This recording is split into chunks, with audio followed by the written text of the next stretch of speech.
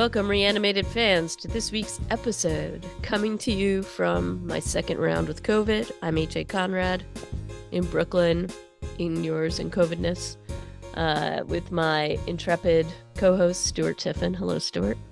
Oh, dude. I I'm know, so I know. sorry. It's all good. How you doing, Conrad? How's New York?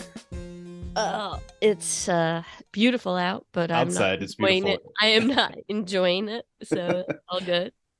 What I thought was allergies was COVID, but hey. Uh, anyway, hopefully I get through this. I hope I hit the peak last night. I don't know if I did or not, but Bill is still negative. That's some X-Men stuff going on there. But Is yeah, he has he decamped to a separate quarantine zone? nope. He's taking his chances. There's just not a lot to do. We're in a studio apartment, so you know. And he was around me so much that I think that would be futile at that point. But it's all good. It's all good. Um, so anyway, apologies. That's my personal approach to COVID is the full immersion.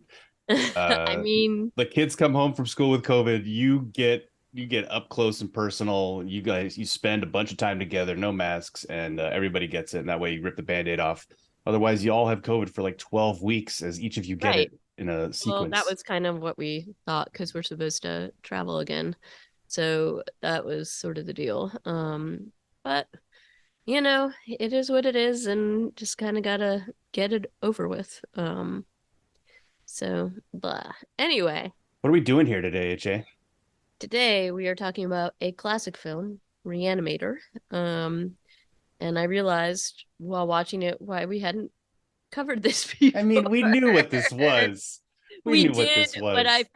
I forgot about the one like really bad scene that I was like, and there's so many issues. There's so many It's with there's this. It's some pretty pretty rough. cringy stuff at the end, yeah. Not throughout, I would say, but anyway, this is a 1985 film that was it's in that whole like genre, and there's some really disturbing stuff in here, but um you know, I think that it's supposed to be humorous and it is, but that there's just so many cringy, upsetting This things. was a curious thing I kept seeing. Like it's a dark comedy, it's a funny and like it's a comedy horror. I'm like, all right, I don't remember any real jokes going on, but and then I It, looked it up on TV tropes because they have the jokes all like there's like 8 jokes. And the yeah, things that they're considering jokes are like Dan throws cat at wall. I'm right.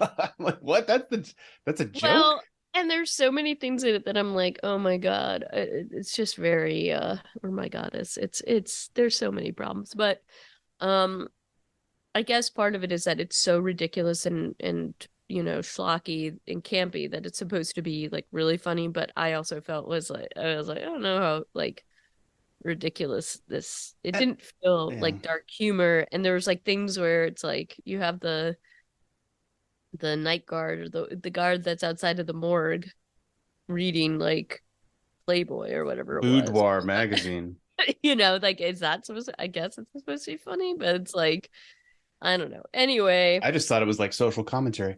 But yeah, so I didn't need it to be a funny movie. I thought this has qualities.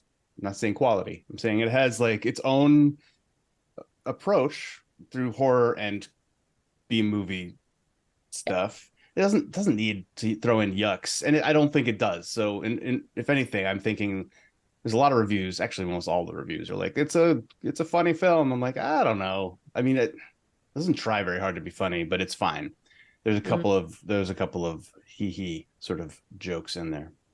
Let's yeah. talk about the production here. We got directed by Stuart Gordon, Yeah, and there was based. actually a nice, not nice, but there was like he did an interview.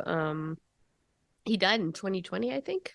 Oh, And he did an interview. Somebody's like writing a book on him, and there was a whole interview with him about this whole series, and it's kind of interesting, just because he's talking about sort of how this came to be and how it was originally supposed to be like a stage play, but the company in Chicago that he was working with at the time were like, I don't think I want to be associated with this. So it was more they were like maybe this is more of a Hollywood thing and they didn't want their company like associated with this particular like project. As open-minded and artsy as they were, they did not think that this was something that should be attached to the name of it was like the Organic Theater Company or something like that. What Which well what it's also based the film is also based on a H.P. Lovecraft short story. yeah. Yeah. Um have you read it or read about it? Oh, I have read it. It's, and again, they tried to say that this is dark humor as well, and I guess. But it's very, it's very Lovecraft. If, it's not um it's not like it's not incredibly well known, I guess, in terms of a Lovecraft story.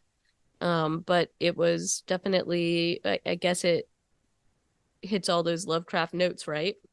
Like the scary sort of like knowledge making, like it was very much like a Frankenstein-esque idea, right? And It's yeah, except there's just the MacGuffin in this film is this bright green reagent that Herbert West uses, and yeah, Frankenstein uses just like the power of electricity, as I recall. Like there isn't a gizmo or a magic bullet that does this. I guess well, their MacGuffin is lightning. science. Yeah. Well, and that's still what that It kind of how is. they did It's just that here. it's the one element. It's one of the elements, I should say, that of this film, of this plot, that is like kind of a it's a Deus Ex Machina sort of thing. He's like, well, I can always just use some of my Dayglow reagent. Um, but yeah, so that there's a let's talk about it more, I guess. This film was made for maybe $1 million. It's not really clear, but brought in 2 million at the box office, and then went on to become a cult film, which I'm Hmm. not sure if that actually pays for things, but I'm sure it went on to have two sequels. Right. And then I think they repackaged it in like 2010 and all sorts of things. So maybe they made something more out of it. It's sort of in this sort of like Night of the Living Dead, campy, Evil Dead sort of feeling overall. And the effects are pretty silly, but good and ridiculous. I don't know. I kind of thought that they were, I have to give a shout out to a couple of the cast members.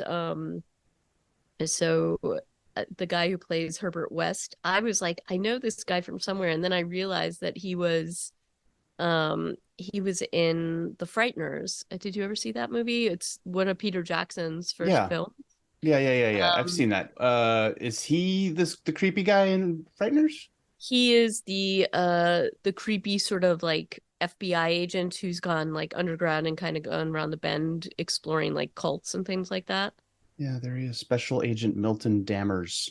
Yeah, so I was like, oh, that's who he is. Although, um, and he's been in quite a few other like he's a character actor. Um, He's in British, which I thought was I was surprised to learn. His accent's pretty good in this. yeah, and then the other person, I think like the guy, and that's Jeffrey Coombs, and then David Gale, who plays Dr. Carl Hill, was just so good and like terrible at the same time. So I thought terrible. so terrible. And he's also British, I think. No, he's from Boston. Really? Yeah. Huh. I thought he was a British character actor. There's a story in his Wikipedia. Oh, he is a British Okay. character actor. But wait, no, he was born in England but grew up like moved to New Jersey when he was little. Okay. Not from Boston, from New Jersey. And then there's a There you story go. on his biography about how he ran away from home uh to just move to New York at age 13 Hmm. and got a job washing dishes in a restaurant because he was Yeah. already like 6 feet tall. Like Well, one of those kind of weird stories. oh, So I all don't know right. if he counts as being British if he's been living in like in New Jersey from before 13, maybe. Well, he was in like a ton of things just like as a character. And he's got one of those faces. He's got like and he's incredibly like he plays this role to the hilt, I feel. um and even the creepiest parts. So Oh God, I would not want to be in the room for those scenes. no, it's pretty rough. But he like he's creepy from the get-go, even from your first interaction with him, but I thought he was great. And then, everybody else, Barbara Crampton is like a scream queen, and she's Megan Halsey, and She's had a she has not slowed down in her career, it feels like. no, she's done a ton of stuff. She did like, a movie a year, basically still doing it. She's got at least one project. She's got 4 TBA projects in post production, Yeah. and she's been doing something every year. Like, Yep. there's so many actors who don't have nearly as much of a portfolio. Yeah, and this particular role is kind of unfortunately what you see a lot of like female characters, like they just kind of shoehorn it in because there really wasn't a female character in the Lovecraft story, so they just kind of put this in there, and it's not exactly well developed. They have her as the daughter of Dean Halsey of the medical school. Hmm. I have so many questions about this, which we can get into, but like they have like her studying with her boyfriend a lot, but what exactly is she studying? I don't know because she's not in the medical school, so it's or is she? It's not Maybe clear to she me, is. Yeah, that's a good but point. They do not develop her backstory no. other than So the it's fact like it's basically her relationships to the men in her life are what yes. define her. Yeah, So let's just say the Bechdel test not passed here at not all. past. So anyway, but she has had like she is definitely a working actor. She is in everything and she's still doing it. She's still like in a ton of stuff. So good for Barbara. And then Bruce Abbott, who is Daniel Kane, is basically supposed to be kind of like he was in the Re-Animator series, and then he um doesn't seem to have done quite as much as other people, although he continued to. Yeah, I mean, he's still got a lot of He's projects, but got yeah, a lot of not projects, as but much as Barbara, or Dave or David Gale. yeah, he seems to be in a lot of like you know, uh, he was in MacGyver for one episode and Beauty and the Beast, Murder She Wrote. So Hey, that that's good stuff. yeah. So, but in any case, he's so it's a pretty 44 small. episodes of Dark Justice. Yeah. Yeah. It's a Oh, pretty. sorry. I just read the synopsis. Oh American god. crime drama television series about a judge who becomes a vigilante by night. Oh goodness. I think he was the judge. Yeah. Oh, Well, wow. Yeah, I kind of was looking at him thinking like I don't think I've ever seen this guy before or yeah. since, Well, maybe you have and you just didn't know because you didn't watch Murder She Wrote. I don't know. or Dark Justice. Um, but on a personal note, he was married to Linda Hamilton, which is maybe how he ended up Beauty and the Beast. And Oh, yeah, so yeah, that's just you know, so I'm surprised he didn't end up on Game of Thrones by yeah, that that's kind of association. yeah, that's kind of shocking.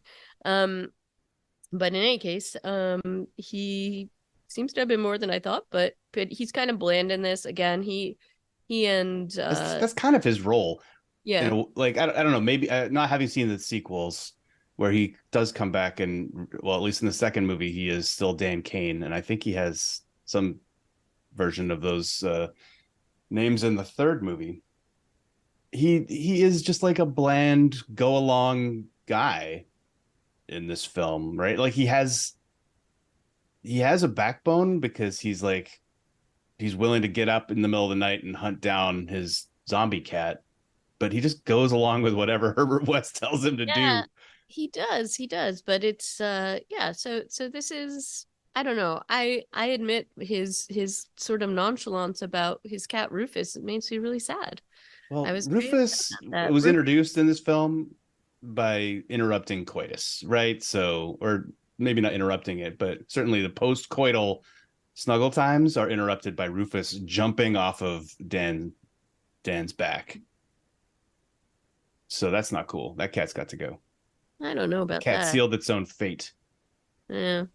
And then I also have some questions about Dan's judgment and his backbone because like I have to tell you, somebody like Herbert West shows up trying to rent a room in my apartment, I don't think I'd be like, yeah, even if he gave me cash, this dude's pretty creepy from the get-go, which, I think, Yeah. And he was there for that introduction to Dr. Hill where he said just a bunch of really rude stuff to him. And then he's like, yeah, oh, yeah, you should come and live with me. yeah. I mean, he's witnessed two instances of this dude being super creepy. And I will say, like, good on Meg to call it out. She's like, I don't think you should decide this yet. She's like, I think maybe just sleep on this before letting this guy move in. Um, and so Megan is She's the brains of the operation. her judgment seems to be a lot better than Dan's here. And Yeah, for sure. yeah. She just has a feeling about him. Also, she appears to know something about what went down in Switzerland. Do you want to, should we start in Switzerland? Oh yeah, I guess let's go back to the gecko then, I guess. It, Sorry, I'm a little out of it today. You are, and that's all right. We begin in Zurich, which I was kind of surprised by. I was like not expecting to hear smatterings of Swiss Deutsch in this film, and it is smatterings because the the Swiss this I'm putting this in air quotes. The Swiss actors or Swiss characters seem to go back and forth between English and German. They do. Um, they're concerned about a Dr. Hans Gruber. Okay. Is that supposed to be funny? No, this is before Die Hard, right? Before, but like, was it like deliberate? I don't know. They're concerned about Dr. Hans Gruber and Mr. West, who are ensconced in an office, and there's cops outside, and they're like, Mr. West, Dr. Gruber, they're screaming. They break in, they find a tussle with Mr. West looking creepy, injecting an old man on the floor who is screaming. The old man, Mr. West is like kind of taken into custody. The old man gets up and his head explodes, or his eyeballs do at least. It's a great, frankly, like exactly what this movie is as all this unfolds. This is perfect. No, Yeah. I was along for the ride as soon as I see the dude gets up and his face parts of his face start exploding, and Herbert West says, "I didn't kill him. I gave him life." And he's pretty creepy and nobody I don't know, like this whole thing seems like I don't know how he gets out of this situation and This is a big question mark. they don't really give you any idea about why. Like he shows up in the US and you're like, how did he get out of this? He and not makes and the only thing Megan brings up later is like, why did you have to leave Switzerland? It's like, well, I don't think, if anything, he got away from the cops or something. Like he escaped prison, because it's clear that he is assaulting. I mean, it looks like he is assaulting and injecting Hans Gruber right. in his office, who is like a respected member of faculty at Zurich University. Yeah. I mean, I kept every time they say the name, I kept hoping it would Alan Rickman was going to be making like a cameo, but no such luck. Oh God. But in any case, it's mysteriously he gets out of this situation and he's not even like mollified by it. So when we see him in the US, he's just like all full of sass. Vim and vigor. This is one of the Yeah. things I like about this character. He is so single-minded and focused. Apparently, these are characteristics of the H.P. Lovecraft Mm. character. That he is smart, and driven, but I do think he needs to learn some soft skills, because when you do meet him in the morgue and he's introduced to Dr. Hill, he says three sentences to him, and each of them are like, each one is more insulting than the last. Where he's I like, mean, he's going for it. yeah, he's like, your work is derivative. In Europe, people laugh at your idea about the 6 to 12 minute brain death. And your ideas are, what is he say, like, out of date. Plagiarized. Play And these, yes, plagiarized. they're plagiarized, and they are, she does say one other really rude thing. Antiquated or like, Antiquated. It's like antiquated, yeah. outdated, derivative, and outdated. Wow, like this is you're not even like in class yet. You're just still on your tour. For some reason, Dean Halsey is showing this guy around and seems to be feting him a little bit, like introducing him to Dr. Hill, saying, "Hey, you used to work for Hans Gruber." Mm-hmm. And you get a meaningful look from Dr. Hill. We've also been introduced to Dan Kane, in a chest compression CPR sort of scene with some casual nudity. This movie has a lot of nudity. Yeah, it does. A lot of nudity. And it's not all I would say 90% of it is gross. Yep. Agree. not, not Agree. not gross, that's rude, but Um, like not intended to be a TNA movie, you know what I mean? Like no, it's but like some of it is just like I was like, this must have been a really rough shooting day. Like like these actors must have been really cold a lot. Um, cold. And Dan Kane, or the guy who plays him, was that Bruce Abbott? yep, Yeah, he's doing chest compressions. I don't know if this is just acting, but like that's doing chest compressions on a human can like break their ribs. yep. It looks like he's doing real chest compressions on these It real it people. it does, but but they don't actually show him doing it. So let's hope he was doing this on like Yeah, I not guess a you're right. person because like he looked like he was pretty into it. I also have to say, um, his costuming is really funny throughout this. It's like he's a medical student, but he's always in these like pretty tight like V-neck muscle shirts or something under He's his wearing scrubs scrubs. in this scene, In though. this one, it's scrubs, but later on, he's in Yeah, like a little robe, and I'm like, huh, that's interesting. Like from a costuming point of view, it's pretty funny. Anyway, um, yeah, it shows him from the beginning not giving up, not being very hopeful of bringing somebody back, and frustrated that he can't. So I yeah. guess that shows you motivation or part of his character from this point, That's about as much as we get of his motivation. He likes to do CPR. He's not willing Yep. to give up. Mm, But the lesson he is taught is give up and take this body to the morgue, which is where he sees Dr. Hill using his laser drill. right. Although we don't learn about that till later, and we meet Herbert West on his tour with Dean Halsey, uh, which we've already kind of discussed. Herbert is just a huge jerk. Yep. And after delivering his 4 or 5 insults in a row, Dean Halsey's just kind of like gives him a flat stare, like, "What are you doing, you Yeah. idiot?" And turns to Dr. Hill, who is responsible for bringing a lot of money to the university, and says, "Oh, Dr. Hill, we'd love to have you over for dinner." Right. Dr. Hill's like, "Oh yeah, of course. Because I'm I hope into your your I hope your daughter. daughter's going to be there." He doesn't say that, but this is when we still think that Dr. Hill might be a sane, rational I don't person. know. I think he's giving off creep vibe here too. He's already given off a creepy vibe. I mean, yeah, his weird looks to West are already a little bit creepy, Strange. but it Yeah, gets creepier. It he gets does so get much creepier. creepier. Mhm. Dan Kane finds his girlfriend in a hallway, and then we cut to sweet, sweet lovemaking. Uh, Cat lovemaking, or a cat the cat interrupting the cat the intervenes. afterglow. Yeah, which is a sign that that's not going to go well.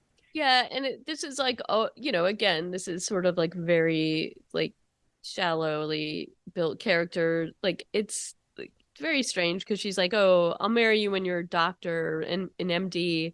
And then she goes, "But I have to get home because, if I stayed overnight, what would my dad say? He's a Puritan." And it's like, well, if he's that much of a Puritan, I don't know why you'd be over here late at night at your boy. Like a lot of things don't add up per se. Mm-hmm. Mm-hmm. Um, but this whole scene, I think, is just to set up the fact that Rufus is around, and then the creepy scenes with Herbert. Well, In who shows up very shortly because Dan is chasing Megan Halsey around his apartment in a sheet. Yeah, When she opens the door and there's Herbert West standing there, of course, holding because up. what makes sense to go in the middle of the night to somebody's house We and don't look. know what time it is. It could be just like 6 o'clock and it's winter, It looks maybe. pretty. It looks pretty late. I don't know. It seems odd. Just saying. H.A. Conrad thinks these kids should all be at home in bed. They should Of be. course, these are medical students too, third year medical students, which I assume means that they are in their mid 20s. Yeah. So That's my maybe there's main a little beef for leeway. for Megan, is treated constantly like she is 15, but Yeah. if she is the same age as Dan, she might not be. She might be an undergrad. Who knows? Because we She don't might be, find but out. we don't even know what she's studying except there's some random book Yeah, she always has a later couple on. of books. She's got books constantly, but they could just be, I don't know, like comic books. We don't know. Uh, but yeah, so these are a bunch of adults, and they are kind of infantilized a little bit, except for Herbert West, who is a like a Ubermensch. Hmm. All right, but next day, Herbert West moves in. Basically, he's like, "Oh, do you have a creepy basement? Perfect. Here's some cash." And Dan Kane, despite the subtle shaking heads of Megan, Yep. who sticks around for this part, she was desperate to get out of the house to go home, and then Well, she's like, "Oh, Herbert West is here. Let me help you with the tour." well, I think she thinks he's weird and doesn't want Dan to invite him to stay, and so she Yeah, has like a vested interest in that, but gets overruled. yeah. There's Her her spidey sense is overruled by some Dan, of and her Spidey sense though. This is the thing, like her prejudice against Herbert West. She says she says statements now and later that are not backed up really. Like she talks about how Rufus hates him. Like there's nothing, right? There's no scene of the cat hating Herbert West. no, we're just going on what her observations have She been, she I is just the guess. observant one, and she's filling in some gaps for us. Okay. Yeah. But so Herbert West is going to be Dan's new roommate next morning, and he's like, "My stuff is outside. Can I move in right now?" Again, he's a little bit eager and strange. I I don't know. mean, yeah, but he has cash, and where does he get this cash? We don't know. Maybe it was part of his escape from prison in Switzerland. Maybe that's how he got out. I don't know. Yeah. Next day, he's in a class with Dr. Hill and like six student doctors. He's showing them how to peel a large orange, aka scalp a person so that you can cut their brain open, and Yeah. breaking Where pencils. Herbert's got a lot of pencils and he's got a lot of rage about, I guess, Dr. Hill. So his thing here is he's going to break a pencil every time Dr. Hill says something he disagrees with Yeah. and stare at him Yeah, and like then Dr. frowning. Hill's like, maybe you should get a pen. That is kind of a funny That scene. is one of the jokes that's listed on TV tropes. Yep. But it's also, and then like not to be put in his place, Herbert West runs up to him as soon as the lecture is over, which is only ended because he keeps breaking pencils and Dr. Hill's had enough. He's like, "Get out of Petulantly here." breaking pencils. And he's like, "You are a sham and a fraud." And all the other students are still there. Yep. He is so, he's so extra, Herbert Mm, West. He's so much. he's a lot. Um, and challenges Hill, and Hill is like, "I'm going to fail you out of this school because you're impertinent," which is Yeah. It's pretty also kind of understandable. I don't know, like just the fact that he's such an important like fundraiser, which Dean Halsey mentioned.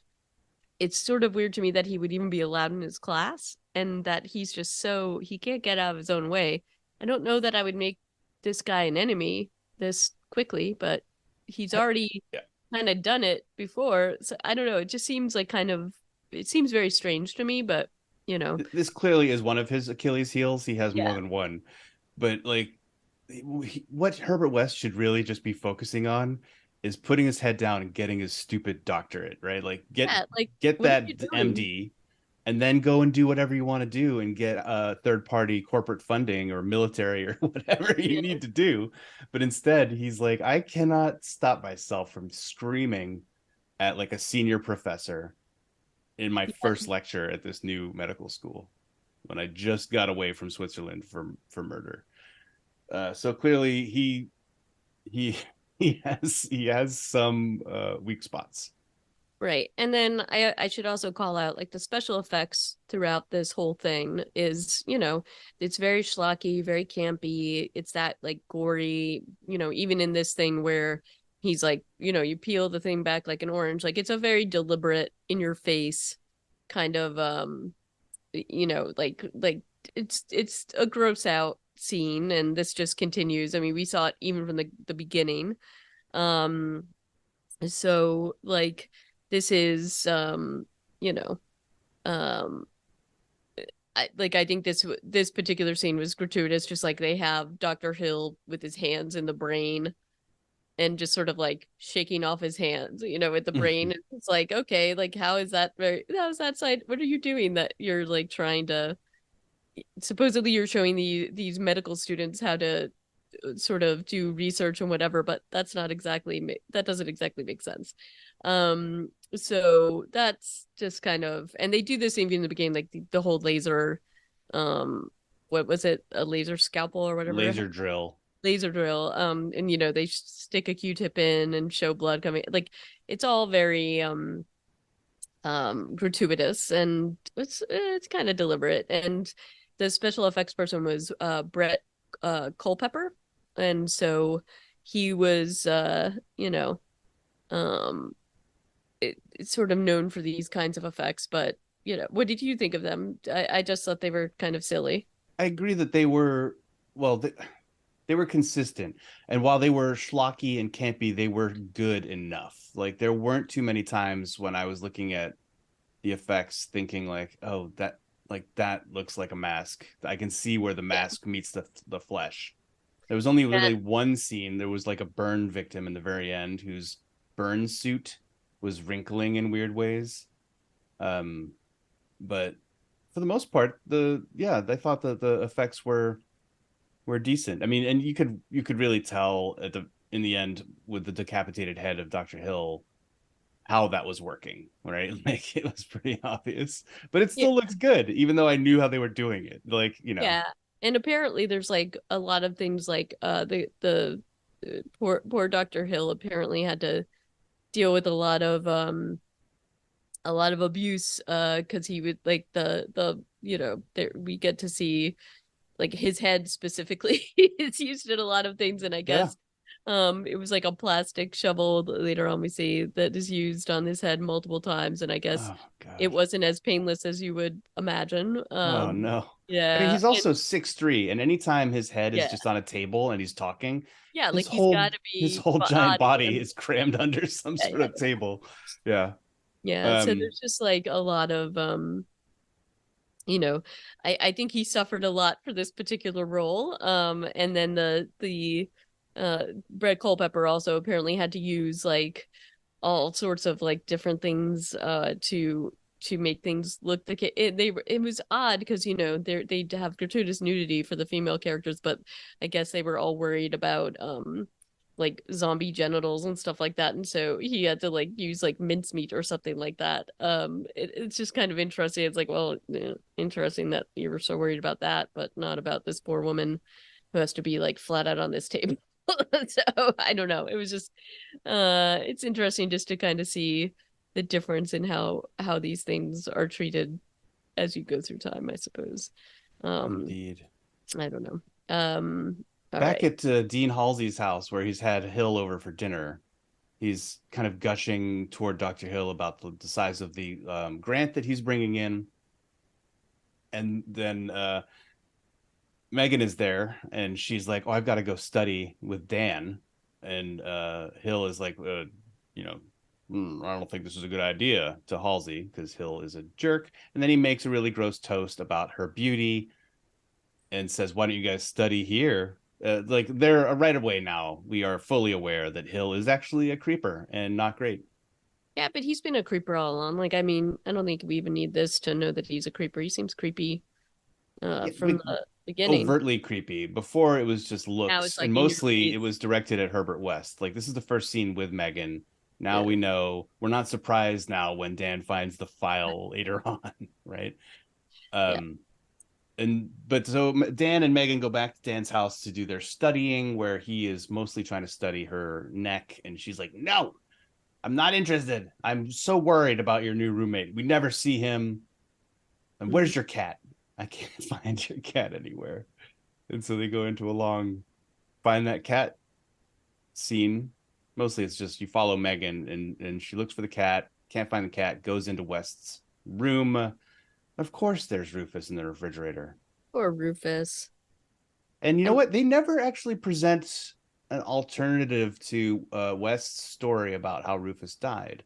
So yeah, maybe Rufus really did suffocate in a I peanut don't butter think jar. so. I don't think so. We all know that Wes did it. It's not good. I kind of want to believe that the first time he killed somebody was when he goes after Hill at the end of the movie. I don't know why. I don't know why I'm like kind of I'm kind of a West stan. I like his character. I like something about him is like actually kind of refreshing. I don't know what it is. It's I swear to God, I'm not a psycho. I don't know. It's not good. I think this guy is just bad news. He's bad news for sure. Dan I should think he killed never, and Dan is the worst possible roommate for this guy because yeah, this is his first chance to show backbone. he does it. He's like, "Oh." And then he sees that he's reanimated his cat and then oh, it's Well, very that's upsetting. later. First, he's like, "My cat is in your fridge," and West is like, "I was told this would be a private room. I Get out know. of my room." I'd be allowed to do whatever I wanted with your cat. And Like, and oh God. West also threatens Dan at this scene. The like, hey, if you don't, if you don't get out of my room and leave me alone, I'll tell Dean that you're sleeping with his daughter. Uh, so he does have a little bit of leverage, but I feel like this is like maybe the low point of their relationship. Everything kind of yeah, gets better after this. yeah. It's just Like like I think that this dynamic is a little great. light blackmail, but then when I hear my poor cat, what sounds like it being tortured, and I'm Yeah. gonna help you kill its reanimated corpse and then bring it back again, and then I'm Well, really into the science of this, and my girlfriend sees it be reanimated, so oh, but no worries, we're gonna go find a body now. I don't know. I gotta tell you, I don't think Dan's like a stand-up guy. He seems just really he's super um supportive of his roommates though. Like he's a like he's a great roommate. Megan's the voice of reason and nobody listens to her. She is the No, Cassandra of this whole like tragedy. for sure. So the scene of the him going into the basement. This is I want to talk about this scene specifically. I think they did something pretty cool here with the lighting of this scene, right? Like the way that the light is swinging back and forth constantly, and you're like in the room with Dan and Herbert, and they're looking for the freaking zombie cat. Uh, I, I think how they use lighting throughout this film is actually in these kinds of scenes. It's with this scene and also the one with Herbert and Dr. Hill later. mhm. They do a really it's very much it's theatrical lighting and it's used really well and to dramatic effect. Also the soundtrack to this I thought was very good. Um Was there music? Is that what you're talking about? yeah, yeah, there's like this little creepy sort of like schlocky horror theme throughout and if you do have the subtitles on, which I did, it'll be like creepy music intensifies Or and it was like the opening scene. It was like creepy sci-fi music. yeah, it's pretty good. But I do think that the lighting here was really good. And Yeah, the staging of this was good as much as I hated the whole cat theme of this. and the cat dummy is pretty bad. It Yeah, doesn't get better, especially when they reanimate it a second time. It's not a it's yeah, but it's fine, right? It's 1985. I think we all have fairly low expectations, and the less realistic the cat is, the more I'm on board to watch it because I don't want to still wasn't see. on board. I was like, ugh, I don't know. Well, Rufus appears to have been not a great cat when it was alive. When he was alive, he gets less and less exciting or like empathetic. I don't think they did enough to build Rufus's character. I think Rufus in his two called out Dan. scenes. Yeah, I think Rufus knew what kind of a spineless wimp Dan was and was just trying to protect Megan all along. That's a good point. So, I think he's getting a bad rap. Well, Megan somehow appears. Now this makes very little sense. It's clearly the middle of the night. Dan just woke up out of a dead sleep to the screams of zombie Rufus. Now Megan shows up. What was her excuse for being in their basement? Oh, I don't remember. I think Dan does ask her. He's like, "What are you doing here?" So she is in the first scene with her. She's like, "I can't possibly not be in my bed all night, or my dad will know." But now, halfway through the film, she's like, "I'm just gonna sneak over." I don't. Yeah, and she interrupts. Well, but not really. But it's too late. Dan has already been lured by the science and Herbert West's ineffable charms to join because it goes from like horror to exposition to recruitment. This scene, and Herbert West only has to say like three sentences to Dan before he's like, "Oh yeah, okay, you need me to help you out with my access? You got it. Oh, here's my girlfriend. We better go." Hmm? Dan is just, yeah, he's suckered in. but he's also seen his cat be reanimated twice. So you kind of feel for him when the next day he goes to Dean Halsey and he's like, Dean, listen, uh, you've we've got we Herbert West can raise the dead. The scene doesn't go the way I thought it would. What did you think was going to happen?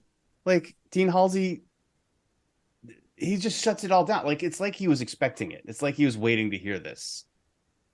Because like otherwise, if you hear from one of your students who, he's dating your daughter, in theory, he's got to be a decent enough student for you to be letting this continue in 1985, right?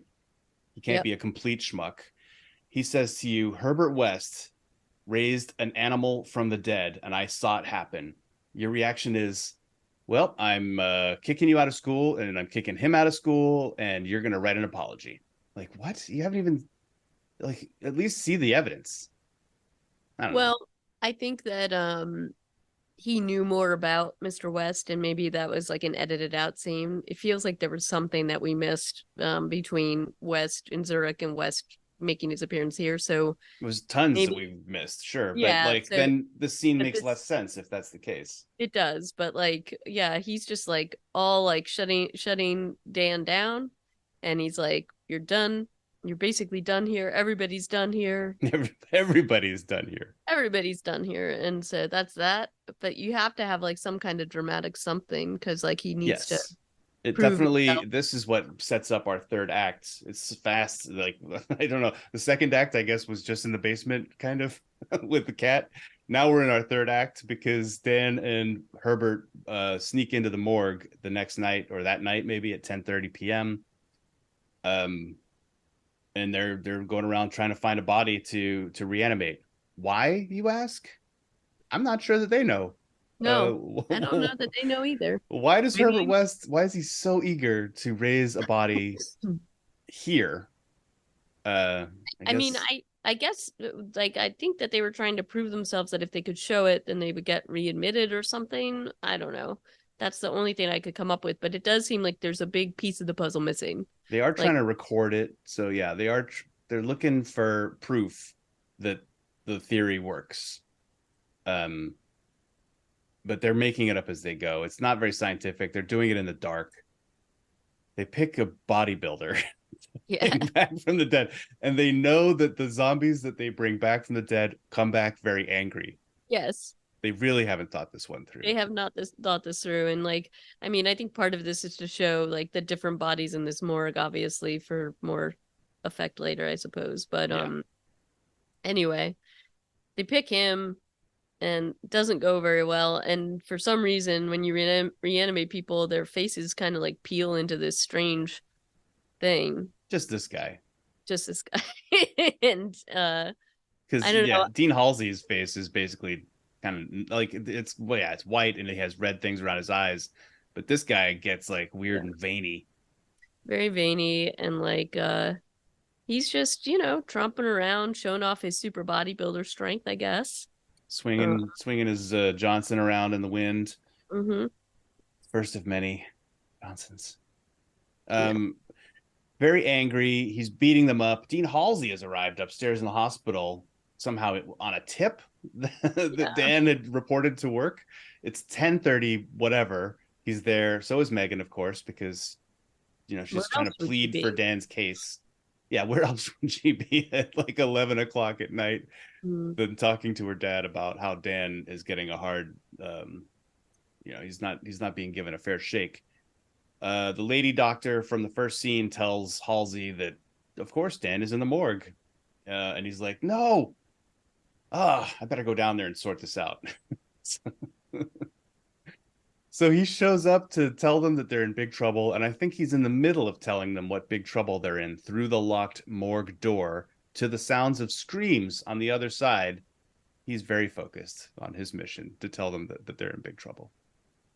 When the bodybuilder zombie breaks down the morgue door, kind of crushes him, bites off some of his fingers, throws him against a wall or two, shakes him around like a rag doll. yep. And then he's done, but he's a fresh corpse. Herbert's constantly looking for a fresh corpse, and here's one. And And Herbert has also carved out the chest of the bodybuilder zombie with a bone saw. Yeah. And apparently this actor, it, the guy who plays Herbert West Coombs really was very squeamish around like the fake blood and had a really hard time with this particular scene. Uh-huh. Which this it's kind of interesting given that this is your role and that's so I thought that was kind of funny. That this was a difficult scene for him. And then, I have to say again, Mr. Kane, your Dan. spineless wonder. He just like he's like totally cool with like he kind of protests a minute, but like he's totally cool with them doing this No, with he's just dissociating. Like he's like, I don't know, this but has to like be a dream. He can't cat, even. the cat, my girlfriend's dad, just do what you're gonna do, Herbert West. I'm supporting you. It's like really messed up. Yeah, I mean, they did at least some work later on in the scene where he just kind of goes fetal and lies on the floor, Yeah. and Herbert's like, "It's shock. You're gonna be okay. Everything's fine." Yeah. They come up with this cockamamie story about the people somehow buy because once again, Herbert Yeah. West is not in jail after this scene, where apparently he's just like, "Yeah, Dr. Halsey came down here and went crazy." Yeah. And it's like, okay, second guy that you're saying is, I guess they didn't compare stories with the Zurich lab, but anyway. And then, Megan gets in on the game and she's like, what did you do to my father? And, Dr. Dean Halsey is like having a freak out. He is freaking out. And, Yeah, he's gone between like being super mad and super scared. His zombie behavior is kind of a little bit all over the map. mm, It gets a little more consistent later on. But like from this scene we kind of yeah, everything is fine. Apparently apparently the cops are fine with Dan Kane lying on the floor like yep, shivering to himself. And the next time we see him, he's just over in Megan's house. He's kind of broken in, I think, and he's just waiting for her to apologize. She's kind of mad at him for, making her dad a zombie, although she doesn't know that she believes that at that point. And Herbert West is in his basement doing more experiments.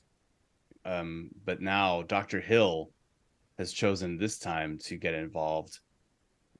First, he got permission from Megan to experiment on her dad. And then he went over to Herbert's house to steal his notes and his reagent against the threat of police involvement or locking him up as a nut job. yeah, Uh, and Herbert doesn't take well to this. nope. And Hill has like no self-preservation gene because he's just like, oh, I'm gonna look into your microscope after I've threatened you and I'm taking away all of your research and I'm saying how it's gonna make me famous. Well, but he also blackmails him, and then there's this weird moment, and I did see that at one point they were going to have the Dr. Hill character um be able to hypnotize people, and that's kind of how it felt like what he was doing to Herbert. Um and because Herbert just suddenly is like placated and like leans away, he's like, okay, here, look at the reagent, look at the cat guts under the microscope and look at them reanimate. Yeah. But he's just playing because he like creepily kind of goes back into the background to find a That is pretty shovel. funny the way he's moving in that Yes, it scene. is really funny.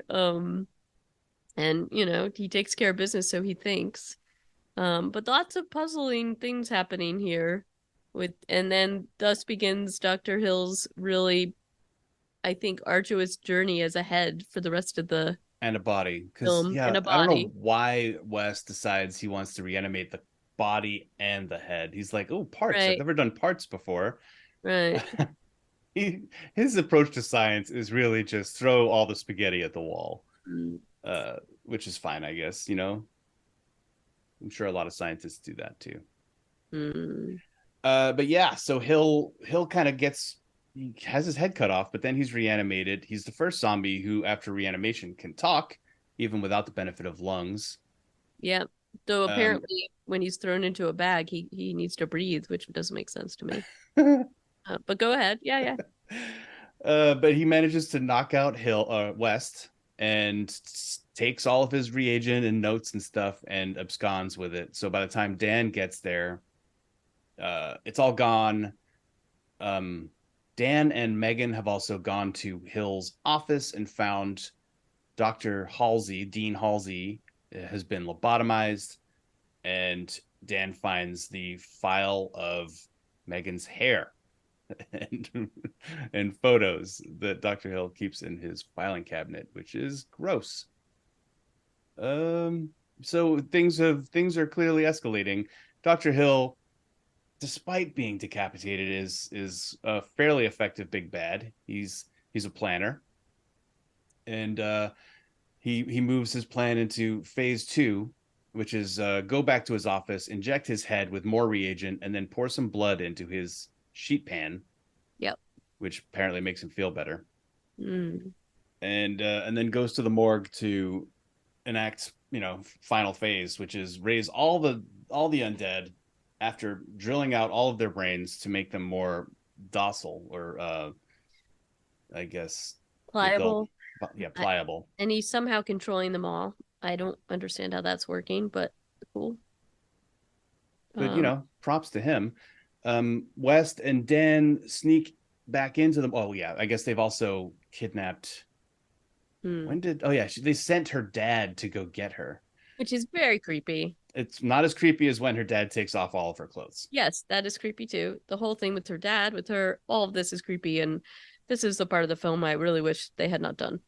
Yeah, But there's a yeah, long licking scene. it's very upsetting and it's really gross, and I just don't, I cannot stand by this at all. But It's pretty disgusting, and I guess enough said. yep. Those And then those two actors, I hope, had like a really long talk. I yeah, and I I honestly fast forwarded because I just couldn't even deal with it. So but anyway, she's rescued in the nick of time and gets to put a shirt on. Yeah, So just when you think West is like the more diabolical of the two of them, Hill's like, I also have a plan, and all the zombies get up at the same time. I thought that was pretty good. yep. Um, And then this is the big scene with all the extras where I was like, this has got to be very like, you know, Chili.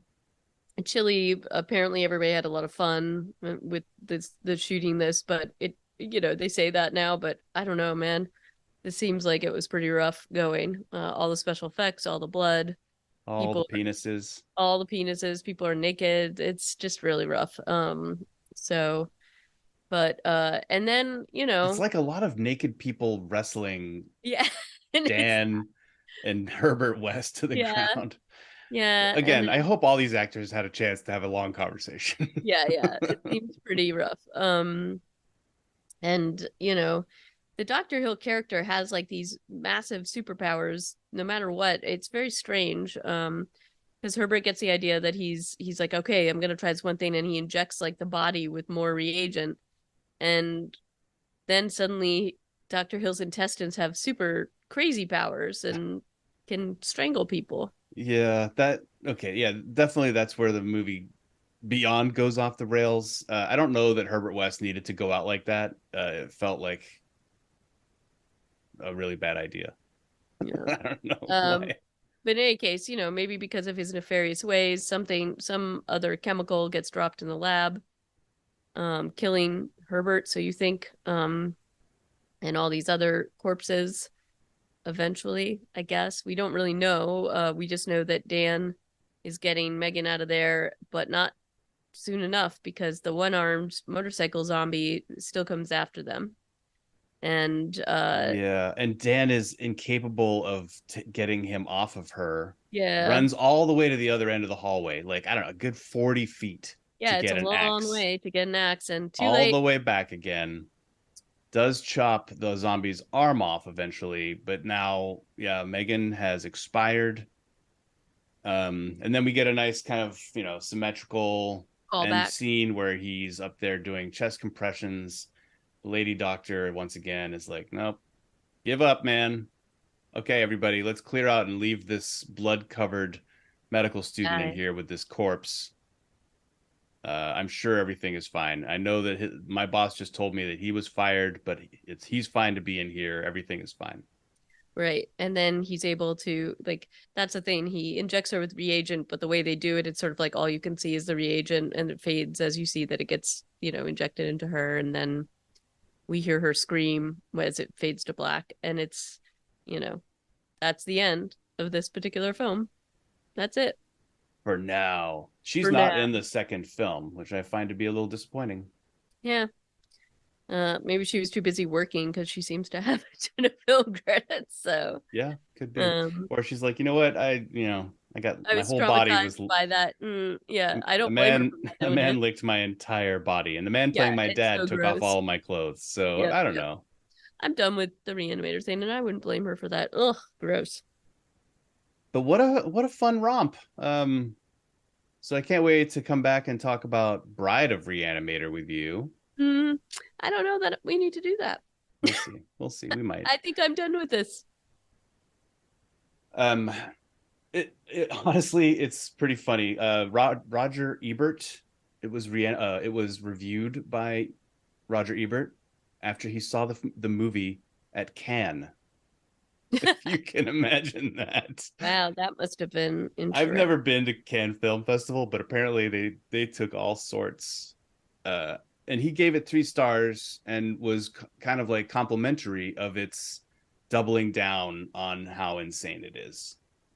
Hmm. Um, like instead of going toward camp, they like really tried to make it feel like a serious if over the top sort of approach.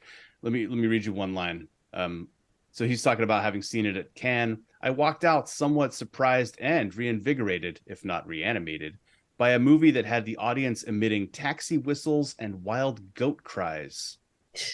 I don't know what those two things sound like, or why wild goat cries would be something you would. I'm not quoting Roger Ebert anymore. This is me. Hmm. Why that's a noise you would make at the movies. But so that's the end of Re-Animator. Let us know your thoughts. This is a movie that's been around for a long time. I'm sure a lot of people have seen it. There are apparently two versions: the 95-minute R-rated cut and an 86-minute unrated. I don't know which one we saw. How'd you watch this? Amazon? Yeah. Same. I think it wasn't the unrated one. I think this was the edited one.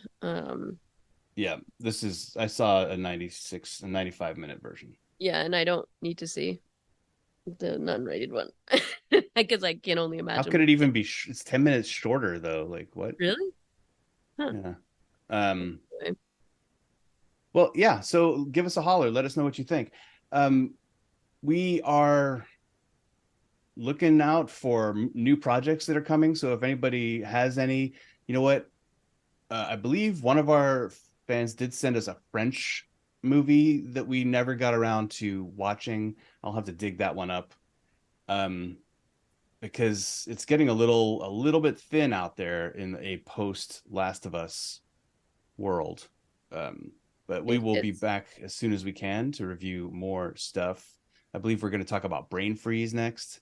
Yep. That is our next project. So let's hopefully I'll be feeling better next time. Yeah. All right. Everybody send Conrad some good vibes. And you can do that by sending us an email to reanimatedpodcast@gmail.com. We're also on Twitter at reanimatedpodcast, pcast, at reanimatedpcast. And our episodes can all be found on Podbean at reanimated.podbean.com. So until next time, ciao. Alrighty. Thanks and bye for now.